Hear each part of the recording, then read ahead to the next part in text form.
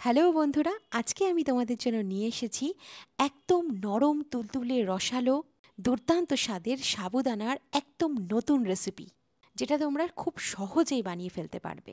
স্বাদে এবং সুগন্ধে ভরা এই রেসিপিটা যদি একবার খাও, কথা দিচ্ছি তোমরা এই রেসিপিটার প্রেমে পড়ে যাবে। তাহলে এই ভিডিওটা পুরো দেখতে ভুলো না।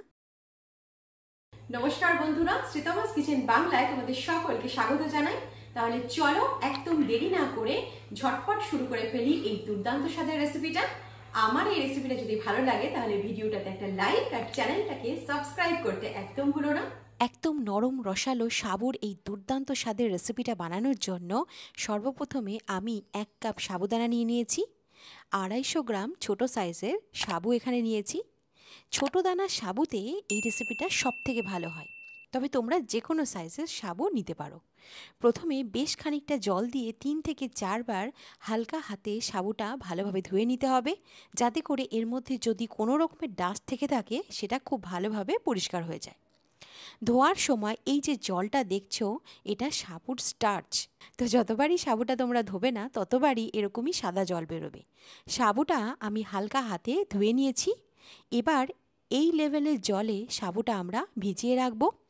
এখানে একটা কথা মনে রাখতে হবে, সাবু ভিজিয়ে রাখতে জল তোমাদের ততটাই নিতে হবে যতটা সাবুটা খুব ভালোভাবে ডুবতে পারে। তোমরা দেখতে পাচ্ছ জলের লেভেলটা। যদি এই সময় খুব বেশি জল দিয়ে তোমরা সাবুটা ভেজাও, তাহলে সাবুর বল বানাতে সমস্যা দেখা দেবে। তো একটা চামচ দিয়ে জলের লেভেলটা দেখাচ্ছি, তোমরা দেখতে পাচ্ছ সাবু এবং জলের লেভেলটা একদম বরাবর। এর থেকে বেশি জল এতে দেব না। এবার এই সাবুটা আধ ঘন্টার জন্য ভিজিয়ে রেখে দেব। এই সময়ের মধ্যে সাবু খুব ভালোভাবে জল অ্যাবসর্ব করে ফুলে নরম হয়ে যাবে। তো এটাকে আমরা ঢেকে রেখে দেব। তবে তোমরা এর থেকে বেশি সময়েও সাবুটা ভেজাতে পারো। ফ্লেভারের জন্য এখানে আমি 5টা ছোট এলাচ একটা হামাল দিস্তায় নিয়ে এলাচের পাউডার তৈরি করে নেব। দেখো, দোকানের রেডিমেড এলাচ পাউডারের থেকে এই হোমমেড এলাচ পাউডারের স্বাদ অনেকাংশে সুন্দর।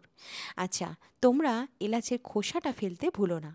আধ ঘন্টা বাদে এই দেখো, আমি যতটা জল দিয়েছিলাম সাবুদানা খুব ভালোভাবে ততটাই জল সোক করে ফুলে নরম হয়ে গেছে।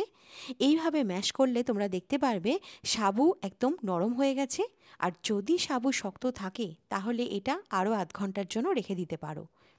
এখন এর মধ্যে 2 চামচ চিনি গুঁড়ো দিয়ে দেব। আচ্ছা, চিনিটা আমি এখানে মিক্সিতে গুঁড়ো করে নিয়েছি, সাথে অল্প লবণ, এর সাথে হাফ কাপ নারকেল গুঁড়ো দিয়ে দিলাম। এর জায়গায় তোমরা ফ্রেশ নারকেল কোড়াও দিতে পারো। নারকেল গুঁড়ো তোমরা রেডিমেড বাজারে কিনতে পারবে। এবারে সমস্ত উপকরণগুলো সাবুর সাথে খুব ভালোভাবে মিশিয়ে একটা ডোয়ের মতো বানিয়ে নিতে হবে। আচ্ছা, নারকেল এখানে একদমই অপশনাল, তোমরা যদি না চাও তাহলে এটা নাও দিতে পারো। তবে তোমরা তো জানো নারকেল অ্যাড করলে স্বাদ কতটা বেড়ে যায়। তো সাবুর মিশ্রণটা এইভাবে চটকে চটকে মেখে নিতে হবে। আচ্ছা চলো রান্নায় ফিরি। এভাবে 3 থেকে 4 মিনিট এইভাবে চটকে চটকে মিশ্রণটা মেখে নেব, যাতে করে চিনি মেল্ট হয়ে যায় এবং মিশ্রণের মধ্যে একটা বাইন্ডিংয়ের কাজ করে। তো আমাদের সাবুর রসগোল্লার মিশ্রণটা তৈরি। বন্ধুরা, যে কোনো ব্রত বা উপসে খাওয়ার উপযোগী নানান ধরনের রান্না আমার চ্যানেলে আছে, তো তোমরা ওগুলো বানাতে একদম ভুলো না। এর জন্য সাবস্ক্রাইব করে নিতে হবে শ্রীতমাস কিচেন বাংলা এই চ্যানেলটাকে, আর পাশে থাকা বেল বাটনে ক্লিক করতে একদম ভুলো না। এতে করে আমার সমস্ত রেসিপির আপডেটস তোমরা তৎক্ষণাৎ পেয়ে যাবে। এবার একটু ঘি দুটো হাতে তালুতে মাখিয়ে নিয়েছি, যাতে করে খুব সহজেই এই মিশ্রণ থেকে আমরা ছোট ছোট বল বানাতে পারি। অল্প মিশ্রণ নিয়ে এইভাবে ছোট ছোট বল বানিয়ে নেব। দেখো কি সুন্দরভাবে সাবুদানার বলগুলো তৈরি হচ্ছে। এই বলগুলোর সাইজ একদম ছোট রাখতে হবে, কারণ এগুলো যখন দুধের মধ্যে জাল হবে তখন এগুলোর সাইজ বড় হয়ে যাবে। তাই বলগুলোর সাইজ এখন ছোটই রাখতে হবে। এটা ভীষণই সহজ একটা রেসিপি, আর এটা যেমন পুষ্টিকর তেমনই খেতেও দুর্দান্ত হয়। ব্রত ছাড়াও এমনিও তোমরা এটা বানিয়ে খেতে পারো। তো যতক্ষণ বলগুলো বানাচ্ছি সেই সময়ে একটা কড়াইয়ে 1 লিটার দুধ জাল দিতে রেখে দিয়েছি। আর এই দেখো, আমি এতগুলো সাবুর বল বানিয়ে নিয়েছি এবং এগুলো দেখতে কি সুন্দর লাগছে, তাই না? একদম রসগোল্লার মতো। এদিকে আমাদের দুধটাও ফুটে উঠেছে। এবার দুধের মধ্যে 3 থেকে 4 টেবিল স্পুন চিনি গুঁড়ো দিয়ে দেব। আমার যেহেতু চিনিটা গুঁড়ো করা আছে তাই এটা দিলাম, তবে তোমরা চিনিও দিতে পারো। সাবুর মিশ্রণেও আমরা চিনি দিয়েছি, তাই দুধে চিনিটা তোমরা বুঝে দিও। খুব বেশি মিষ্টি হলে দুধটা খেতে অতটা ভালো লাগবে না। তো এবার এর মধ্যে 3 থেকে 4 টেবিল স্পুন গুঁড়ো দুধ দিয়ে দিলাম। এটা দিলে দুধের কনসিস্টেন্সিটা যেমন ঘন হবে, সাথে সাথে সাবুদানার রসমালাইটা খেতেও ভীষণই সুস্বাদু হবে। হ্যাঁ, তবে গুঁড়ো দুধটা তোমরা অল্প অল্প করে দুধের মধ্যে মিশিও, অথবা তোমরা চাইলে আমার মতো একসাথে পুরো গুঁড়ো দুধটাও অ্যাড করতে পারো। তো দুধের গুঁড়োটা দিয়ে খুব ভালোভাবে মিশিয়ে নেব। এবারে এই দুধটা 2 থেকে 3 মিনিট মতো জাল দেব। আমাদের মাথায় রাখতে হবে দুধটা যেন ঘন না হয়, এর কনসিস্টেন্সিটা পাতলাই থাকে।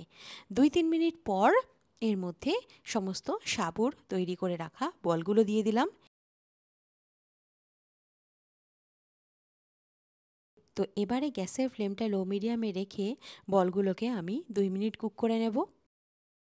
বন্ধুরা, বলগুলো দেওয়ার সাথে সাথেই তোমরা এগুলোকে নাড়িও না, কারণ এটা কাঁচা রয়েছে।